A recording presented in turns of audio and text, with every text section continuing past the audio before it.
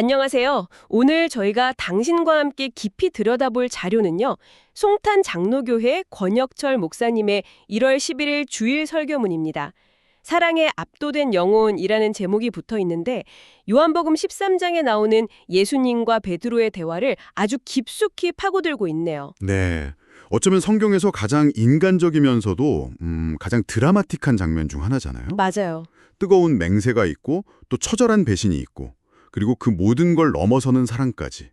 이 설교문이 바로 그 격동의 밤을 따라가면서 신앙의 진짜 본질이 뭘까 이걸 집요하게 묻고 있습니다. 시작부터 비유가 하나 나오는데 그게 아주 인상적이더라고요. 외출하려는 엄마 옷자락을 붙잡고 나도 같이 가면 안 돼? 하고 매달리는 아이의 모습이요. 아, 네. 버려질지도 모른다는 그 두려움. 설교는 베드로가 예수님께 주여 어디로 가시나이까? 라고 묻는 그 마음이 바로 이 아이 같았다고 설명해요. 그렇죠. 모든 걸 버리고 3년을 따랐는데 갑자기 예수님이 너는 따라올 수 없는 곳으로 가신다고 하니까 네, 그건 뭐 청천명력 같은 말이었겠죠. 관계의 단절에 대한 공포? 뭐랄까, 자기 세상이 무너지는 소리였을 겁니다. 그러니 당연히 필사적인 반응이 나올 수밖에 없죠. 주를 위하여 내 목숨을 버리겠나이다. 네, 설교근에서도 이 고백이 절대 가볍거나 거짓된 게 아니라고 강조하거든요. 그 순간 베드로의 진심, 정말 100% 진심이었을 겁니다. 정말 그럴 각오가 되어 있었겠죠. 그럼요. 바로 그 지점이 정말 흥미로워요. 그 100% 진심이었던 고백이 동시에 베드로의 가장 치명적인 오해자 맹점이었다고 지적하니까요. 진심인데 왜 그게 맹점이라는 걸까요? 베드로가 생각했던 예수님의 길이랑 실제 예수님의 길이 완전히 달랐기 때문입니다. 아, 설교분에 따르면 베드로는 예수님이 이제 드디어 로마를 뒤엎고 영광의 보좌에 오르실 거라고 굳게 믿었다는 거예요. 이제 때가 왔다. 이렇게 생각한 거군요. 그렇죠. 원수들을 발 아래 무릎 꿇리고 자기는 그 옆에서 최고 공신이 되는 그림. 그걸 그리고 있었던 거죠. 그 정도 영광을 위한 길이라면 뭐 목숨 한번 걸어볼 만하다. 이렇게요? 네. 일종의 영광스러운 순교를 꿈꾼 겁니다. 그러니까 주를 위해 죽겠다는 그 말 속에 사실은 영광스러운 승리자가 될 나를 포기하지 못하는 마음이 숨어 있었군요. 바로 그겁니다. 하지만 예수님이 가시는 길은 그런 화려한 길이 아니었잖아요. 정반대였죠.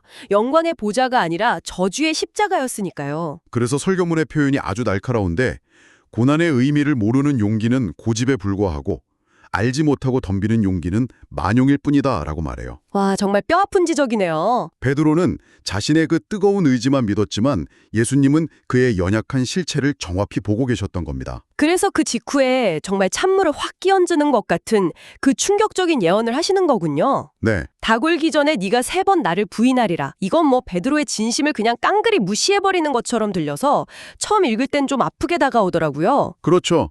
마치 네 진심 그거 아무 소용없어 이렇게 말씀하시는 것 같으니까요. 하지만 설교는 이 예언의 의미를 완전히 다른 각도에서 조명합니다. 어떤 각도에서요? 이게 바로 인간의 실체를 보여주는 장면이라는 거예요. 우리는 사랑하려는 마음은 진심인데 그 사랑을 지켜낼 실력이 없는 존재. 결심은 진짜지만 그걸 이뤄낼 힘이 없는 존재라는 거죠. 듣고 보니까 우리 삶에도 그런 순간들이 분명히 있는 것 같아요. 새해 첫날 굳게 다짐했던 결심이 무너지는 순간이라든가 맞아요. 다시는 화내지 말아야지 했다가 똑같은 일로 폭발하는 순간들. 어쩌면 우리 모두는 매일 밤 각자의 새벽닭 울음소리를 듣고 있는지도 모르겠어요. 그 표현 좋네요. 네, 자신의 그 한심함과 비겁함에 몸소리치는 그런 순간들이요. 바로 그겁니다. 그런데 이 설교의 가장 놀라운 통찰이 바로 여기서 나와요. 그 닭 울음소리가 베드로를 향한 저주나 심판의 소리가 아니라 사실은 그를 위한 안전장치였다는 해석입니다. 잠시만요. 그건 좀 더 생각해 볼 필요가 있겠는데요. 실패의 상징인 닭 울음소리가 안전장치라니요. 네. 보통은 피하고 싶은 끔찍한 기억일 텐데 어떻게 그게 베드로를 보호했다는 의미가 될 수 있죠? 그 소리가 이런 메시지였다는 겁니다. 베드로야, 너는 반드시 넘어질 것이다. 너의 힘과 의지로는 절대 나를 따라올 수 없어. 하지만 그 실패가 너를 완전히 끝장내지 못하도록 내가 미리 이 말을 심어두겠다. 즉, 실패했을 때 주님이 말씀하신 게 바로 이거구나. 내 실패까지도 주님은 다 알고 계셨구나 라고 깨닫게 하는 장치라는 거죠. 절망의 나락으로 떨어져서 나는 끝났어 라고 포기하는 대신에 이것마저도 주님의 계획 안에 있었던 건가? 라고 생각할 여지를 남겨주셨다는 거군요. 바로 그겁니다. 가룟 유다는 스스로 목숨을 끊었지만 베드로는 다시 일어설 수 있었던 결정적인 차이가 바로 여기에 있었던 거죠. 그렇겠네요. 설교문은 나는 이미 너가 어떤 인간인지 다 알고도 너를 불렀고 너를 사랑했고 결코 너를 포기하지 않는다는 메시지가 그 닭울음 소리 속에 담겨 있었다고 말해요. 이것이 절망 속에서 그를 붙들어준 마지막 동화줄이었던 겁니다. 그 설명이 마음에 와닿네요. 그래도 여전히 남는 질문이 하나 있어요. 어떤 거죠? 전능하신 분이라면 베드로가 그런 끔찍한 실패를 겪지 않도록 그냥 막아주실 수도 있었을 텐데요. 왜 굳이 그 수치스러운 밤을 통과하도록 허용하셨을까요? 그 질문에 대해 설교문은 주님이 원하셨던 건 영웅 베드로가 아니라 사랑의 종 베드로였기 때문이라고 답합니다. 영웅이 아니라 종이요. 네. 만약 베드로가 실패하지 않고 자기 의지대로 영광스러운 순교를 했다면 어떻게 됐을까요? 아마 그는 평생 나는 주님을 위해 목숨까지 바쳤던 사람이야 라는 자기의에 사로잡혀서 다른 연약한 사람들을 판단하고 정죄하는 그런 독선적인 지도자가 되었을지도 모르겠네요. 그렇죠. 스스로를 강하다고 믿는 한 다른 사람의 약함을 진심으로 이해할 수는 없는 거니까요. 밑바닥까지 철저히 깨져본 사람만이 넘어진 다른 사람을 향해 손을 내밀 수 있다. 이런 말이군요. 맞습니다. 그의 그 부끄러운 실패가 훗날 수많은 죄인들을 품을 수 있는 자산이 되게 하시려 했다는 거죠. 주님은 자신만만한 강자 베드로가 아니라 오직 은혜로만 사는 약자 베드로가 필요하셨던 겁니다. 설교에 나오는 최후의 성체라는 비유가 떠오르네요. 네. 우리가 신앙생활하면서 시간도 들이고 돈도 들이고 많은 걸 포기하는 것 같지만 네. 끝까지 무너뜨리지 않으려는 마지막 보루가 있다고요. 바로 나의 오름, 나의 자존심이라는 성체. 맞아요. 내가 이만큼 했는데 왜 몰라주지 하는 서운함이나 저 사람은 왜 저렇게밖에 못하지 하는 그런 판단들. 네, 그런 것들이요. 네.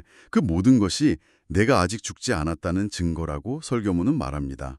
베드로의 주님을 위해 죽겠다는 고백 안에도 사실은 주를 위해 멋지게 죽는 나라는 아주 세련된 형태의 자아가 살아있었던 거죠. 주님은 바로 그 영웅 심리의 성체를 무너뜨리고 그를 진짜 낮고 천한 종의 자리로 끌어내리려 하셨습니다. 베드로의 그 인간 배터리가 방전되는 모습이 너무 생생하게 그려지네요. 모든 걸 걸었는데 한순간에 무너지다니. 그럼 이 설교에서는 이걸 극복할 대안, 그러니까 방전되지 않는 진짜 에너지는 어디서 온다고 이야기하나요? 아주 중요한 지점입니다. 설교문은 베드로의 그 뜨거운 열심, 즉 혈기를 배터리에 비유하거든요. 배터리요? 네, 인간적인 에너지는 처음엔 막 뜨겁지만 지속력이 아주 짧아서 작은 위협이나 두려움 앞에서는 순식간에 방전되어 버린다는 거죠. 베드로의 맹세가 바로 그 배터리로 작동했기 때문에 계집종의 질문 하나에 그냥 완전히 꺼져버린 거군요. 정확합니다. 그렇다면 대안은 뭐였을까? 그 방전되지 않는 에너지의 출처는? 어디였을까요? 예수님의 또 다른 약속에서 그 답을 찾습니다. 지금은 네가 따라올 수 없으나 후에는 따라오리라. 그 말씀. 여기서 후회가 결정적인 단서입니다. 설교는 이 후회가 바로 성령이 임하신 후회를 의미한다고 해석해요. 즉, 베드로야, 네 힘, 네 의지, 네 배터리로는 절대 안 된다. 하늘로부터 오는 새로운 에너지, 성령이 네 안에 부어져야만 비로소 나를 따를 수 있다는 메시지인 겁니다. 입니다. 그리고 그 성령의 에너지가 하는 일은 우리 생각과 정반대일 수 있다고 말해요. 정반대라뇨? 성령 충만은 세상을 정복하는 무슨 슈퍼맨이 되는 게 아니라 오히려 더 낮아지고 더 부드러워져서 진정한 종이 되는 은혜라는 겁니다. 더 강해지는 게 아니라 더 낮아지는 거군요. 네, 주님의 사랑은 오직 낮은 곳으로만 흐르기 때문에 자신을 가장 낮추는 자가 가장 충만한 사랑을 받는다는 원리가 여기서 나오는 거죠. 혈기는 나를 증명하려고 하지만 성령은 내 안에 그리스도를 증명하려 한다는 겁니다. 와, 작동 방식 자체가 완전히 다르네요. 혈기는 상대를 제압해서 이기려고 하지만 성령은 상대를 위해 내가 죽게 만드는 힘이라니. 맞습니다. 그 전환을 위해서 베드로는 그 차갑고 어두운 실패의 밤을 반드시 통과해야만 했던 거죠. 그렇군요. 그리고 마침내 닭이 울고 세 번째 부인이 끝나고 베드로는 자신의 말이 현실이 된 그 처절한 순간을 마주합니다. 바로 그때 멀리 뜰 아래에 있던 예수님과 눈이 마주치죠. 정말 영화의 한 장면 같은 순간이죠. 네. 그 순간 베드로는 무슨 생각을 했을까요? 예수님의 눈에서 뭘 봤을까요? 아마 경멸이나 분노, 거봐 내가 뭘 했어 하는 그런 조롱 같은 걸 예상하지 않았을까요? 당연히 그랬을 겁니다.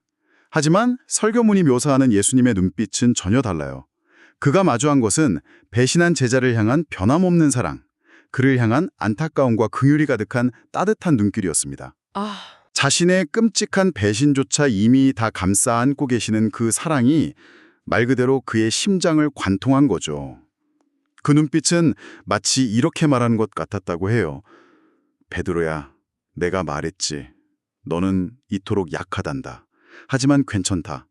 나는 바로 너의 이 연약함 때문에 십자가를 지러 가는 거란다. 그 사랑의 눈빛 앞에서 베드로의 인생이 완전히 뒤집혔다고 설교는 말합니다. 여기서 인생의 주어가 바뀌었다는 표현을 쓰는데 이게 이 설교의 핵심 결론인 것 같습니다. 네, 머리로는 이해가 되는데 이게 실제로 어떤 의미인지 좀 더 풀어주시겠어요? 네. 베드로의 신앙이 완전히 재편되는 순간입니다. 세 가지 결정적인 주어의 전환이 일어나요. 세 가지요? 첫째, 이전까지 그의 신앙은 내가 주님을 사랑한다는 자신의 열심에 근거했거든요. 하지만 그 사랑이 얼마나 쉽게 깨지는지를 경험한 후에는 주님이 나를 사랑하신다는 사실에 근거하게 됩니다. 아, 내 사랑이 아니라 그분의 사랑이 기반이 되는 거군요. 그렇죠. 내 감정이나 상태와 상관없이 흔들리지 않는 반석이 생긴 거죠. 네. 두 번째 전환은 이것입니다. 내가 주님을 따라간다는 자신감 넘치는 태도에서 주님께서 나를 이끌어 주신다는 겸손한 감사로 바뀝니다. 내가 주도권을 쥔 게 아니라 그분이 내 인생의 목자 되심을 인정하게 된 거죠. 그리고 마지막 전환이 가장 극적이겠네요. 네, 바로 내가 주님을 위해 죽겠다는 비장한 결심에서 주님이 나를 위해 죽으셨다는 압도적인 은혜의 현실로 바뀝니다. 아, 내 행위가 아니라 그분의 행위가 나의 구원과 모든 것의 이유가 되는 것. 바로 이 나 중심에서 주님 중심으로 인생의 주어가 완전히 바뀌는 것. 설교문은 이것이야말로 진짜 신앙의 시작이라고.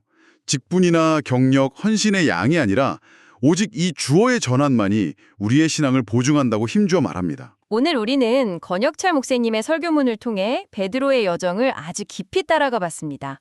신앙이란 결국 내가 얼마나 주님을 꽉 붙잡고 있느냐의 문제가 아니라 그분이 얼마나 나를 굳게 붙잡고 계신지를 깨닫는 여정이라는 생각이 드네요. 맞습니다.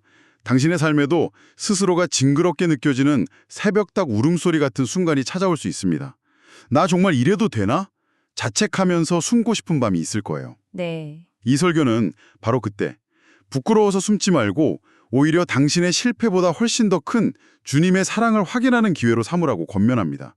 그 처절한 자기인식의 순간이야말로 진짜 거듭남이 시작되는 현장이 될 수 있다는 것이죠. 생각해보면 결국 계집종 앞에서 부들부들 떨며 도망쳤던 베드로는 훗날 수천 명 앞에서 그리고 자신을 십자가에 못 박을 로마 병사들 앞에서도 담대히 예수를 증거하는 사람으로 변화되었잖아요. 그렇죠. 그의 가장 부끄러운 과거가 더 이상 약점이 아니라 다른 죄인들을 품는 사랑의 가장 강력한 증거가 된 셈이네요. 바로 그 지점입니다. 그래서 오늘 이 이야기는 당신에게 이런 질문을 던지는 것 같아요. 당신의 삶에서 끝까지 놓지 못하고 어떻게든 증명하려고 애쓰는 나의 오름, 나의 자존심이라는 최후의 성체는 무엇인가요? 그리고 당신의 힘과 의지가 아닌 당신의 실패에도 불구하고 결코 포기하지 않는 그 사랑이 당신의 삶을 이끌어가도록 내어 맡긴다는 것은 당신에게 어떤 의미가 될까요?